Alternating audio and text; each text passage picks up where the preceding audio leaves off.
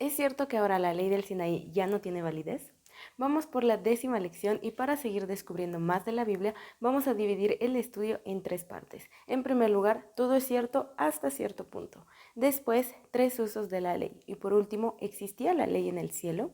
Mi nombre es Génesis Peredo y aquí traemos el resumen de la 10ª lección de Escuela Sabática de Jóvenes. Ya no necesitamos un tutor. Empecemos.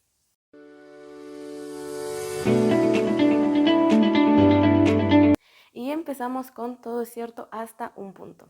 Gálatas 3:21 al 25 se ha usado erróneamente para afirmar que desde que Jesús llegó, el pacto del Sinaí no tiene importancia, utilizando versículos a medias. Por ejemplo, en el versículo 22 dice, la escritura lo encerró todo bajo pecado hasta que la promesa que es por la fe en Jesucristo fue dada a los creyentes. En el versículo 23 también es cierto que antes que llegara la fe estábamos confinados bajo la ley, hasta que llegó aquella fe que iba a ser revelada. Después, en el versículo 24, es cierto que la ley no podía dar vida y que ha sido nuestro guía, pero esto hasta que fuimos justificados por fe.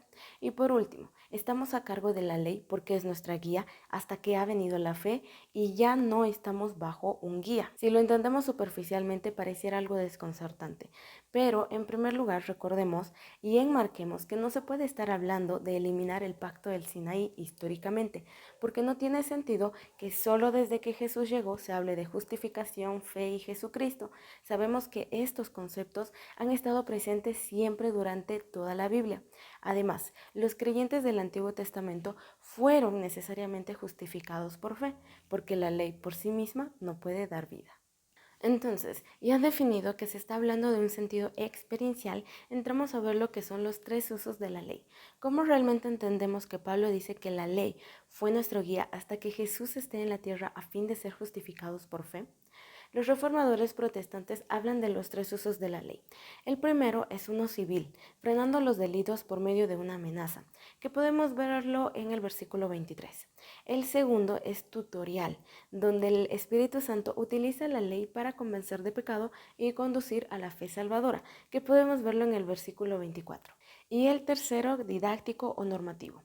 Los 10 mandamientos han proporcionado una descripción de un comportamiento piadoso, visto en el versículo 25, que es interesante que muchos no usan el término mandamientos, sino palabras, ya que pueden entenderse como no 10 mandamientos, sino 10 promesas morales que Dios nos hace. Es decir, no entender los 10 mandamientos como un no lo hagas, sino como un no lo harás, ya que cuando nosotros entregamos nuestra vida a Dios, esperamos que todo sea fácil, pero no es así. Pero Dios nos promete que con su ayuda nosotros podemos enfrentar todas las tentaciones y tener ese no lo harás porque yo estoy contigo.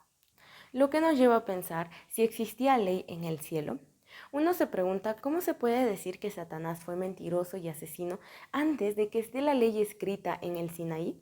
En Romanos 7, 12 y 14 vimos que Pablo describe la ley como santa, justa y buena.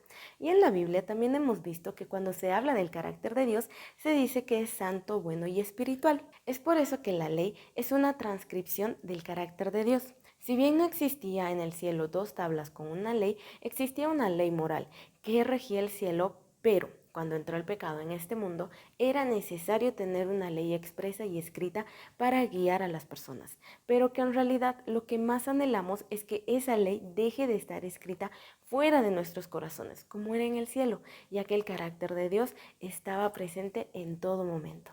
Pero la pregunta es, ¿cómo podemos articular todo lo que hemos aprendido para aplicarlo en nuestras vidas y entender realmente lo que la lección quiere decirnos en esta semana? En este tiempo, donde pareciera que la ley es lo que menos se cumple, nos preguntamos si realmente necesitamos de una ley. ¿Por qué no solo dejarnos guiar por el amor y la fe? Hoy podemos decir que hemos aprendido que la ley de Dios no son prohibiciones, sino que también pueden entenderse como promesas. La verdad es que a cuánto de nosotros no nos ha costado dejar de lado una actitud mala o una conducta que no queremos. Las leyes son una promesa de que con Dios podemos volver a tener ese carácter tan impecable que Dios tiene. Ya que ahora entendemos que si bien la ley es una guía, lo que nosotros anhelamos es poder llegar al cielo y tener esa ley moral impregnada en todos nosotros, es decir, reflejar el carácter de Dios con nuestra vida. Lo único que falta es que hoy tomemos la decisión de hacer esto. Bueno, aquí terminamos el resumen de la lección de escuela sabática. No olvides compartir este video con tus amigos y espero que sea de mucha bendición para ti. Nos vemos la próxima semana.